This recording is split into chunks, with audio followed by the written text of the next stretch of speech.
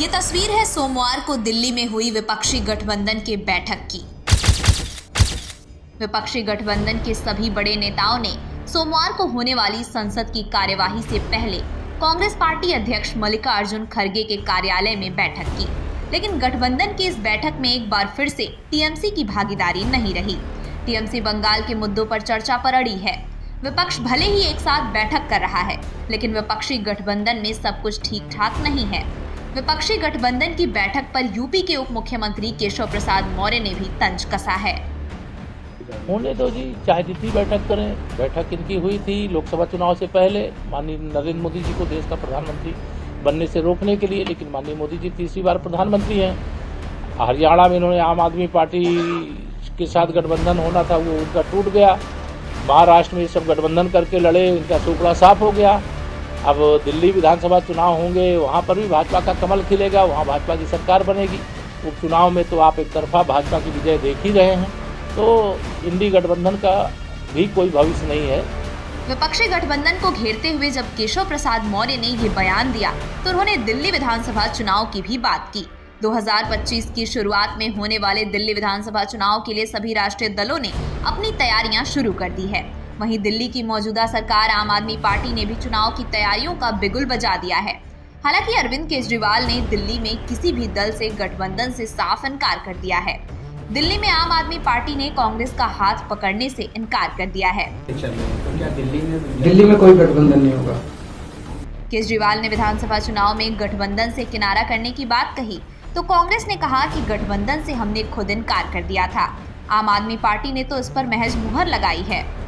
इसमें कोई भी इस मत का नहीं था कि कोई गठबंधन हमारा होना चाहिए, विशेषकर आम आदमी पार्टी से। और जब हम लोगों ने स्पष्ट कर दिया होगा कि गठबंधन नहीं हो रहा है, तो शायद आम आदमी पार्टी ने भी इस बात को मान लिया होगा कि पिछले 10 साल में जिसने दिल्ली को बर्बाद किया है, यहाँ की अच्छी व्यवस्थाओं को चकनाचूर कर दिया है, आज दिल्ली केवल उसमें क्या नहीं है और क्या गलत है और क्या बुरा है और क्या बर्बादी है, उसी के लिए जाना जाता है। तो जो व्यक्ति सीधे सीधे उसके लिए जिम्मेवार है, उसके साथ कांग्रेस पार्टी जो हमेशा जनहित के लिए, दिल्ली के लोगों के लिए खड़ी रही, हम कैसे उनके साथ कभी भी गठबंधन कर सकते थे? हरियाणा और महाराष्ट्र में हारने के बाद कांग्रेस वैसे ही बैकफुट पर है। इधर दिल्ली में आप के अकेले लड़ने के ऐलान ने दिल्ली की लड़ाई को और दिलचस्प बना दिया है। दिल्ली विधानसभा चुनाव को लेकर दिल्ली में बयानबाजी का दौर अभी से शुरू हो गया है। केजरीवाल जी ने जो कह दिया वो एकदम फाइनल है ना। मैं तो पहले से भी कह रहा था कि कोई गठबंधन नहीं हो रहा दिल्ली में। कि ये लोग अभी आपस में मोल भाव कर रहे हैं। ये जो सुन रहे हैं आप ना, ये कांग्रेस और आम आदमी पार्टी का मोल भाव है। एक दूसरे को धमकी भी देंगे, डराएंगे भी, एक दूसरे से मोल भाव भी करेंगे, डील भी करेंगे। सच तो ये है कि अरविंद केजरीवाल कांग्रेस से बिना समझौता किए अब वो ठीक से चुनाव भी नहीं लड़ सकते हैं।